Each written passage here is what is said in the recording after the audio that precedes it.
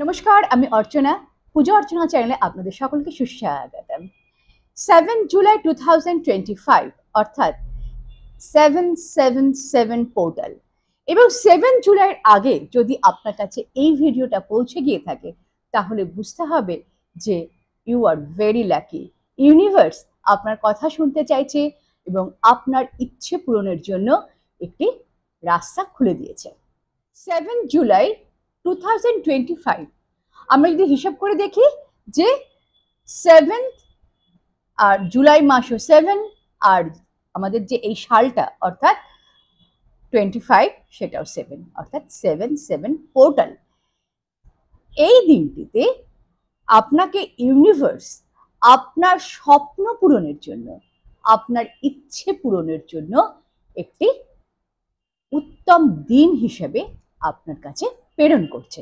আর এই দিনটাকেই আপনাকে অবশ্যই কাজে লাগাতে হবে আপনার উইশ ফুলফিলমেন্টের জন্য।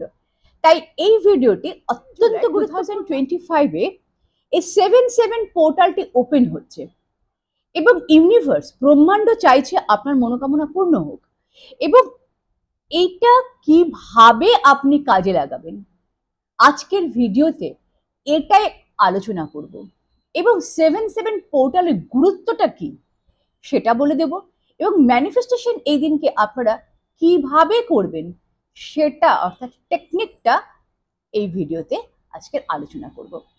তাই বলবো যে ভিডিওটি অবশ্যই লাইক করবেন এবং অনেকের মাঝে অর্থাৎ আপনার বন্ধু বান্ধব আত্মীয় স্বজন পরিজনদের মাঝে শেয়ার করে দিন, কারণ এই পজিটিভ ভিডিও আপনারা যত শেয়ার করবেন তত পজিটিভিটি আপনাদের দিকেও ঠিক রিটার্ন আসবে। অর্থাৎ আমরা বিশ্ব ব্রহ্মাণ্ডের কাছে যা কিছু পাঠাই, যা পজিটিভিটি পাঠাই, সেগুলো কিন্তু সম্পূর্ণভাবে আমাদের কাছে রিটার্ন আসে। আসলে ব্রহ্মাণ্ড অর্থাৎ ইউনিভার্স একটা আয়নার মতো। অর্থাৎ আয়না কি করে?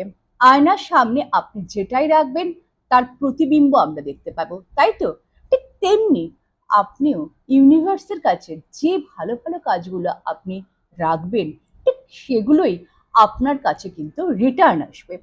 এবং আরেকটি কথাও বলে দিই যে আপনারা অবশ্যই কমেন্ট বক্সে লিখবেন যে আপনারা এটা করছেন বা করেছেন, এবং যদি আরও কিছু আমি এটাতে বিস্তারিতভাবে সব আলোচনা করে দেবো। তারপরে যদি আপনাদের কিছু প্রশ্ন থাকে বা কিছু জানার দরকার থাকে তাহলে অবশ্যই আমাকে মেসেজ করবেন অর্থাৎ কমেন্ট করবেন, আমি সেগুলো যথাযথ উত্তর দেওয়ার চেষ্টা করি। তাহলে চলুন ভিডিওটি শুরু করি।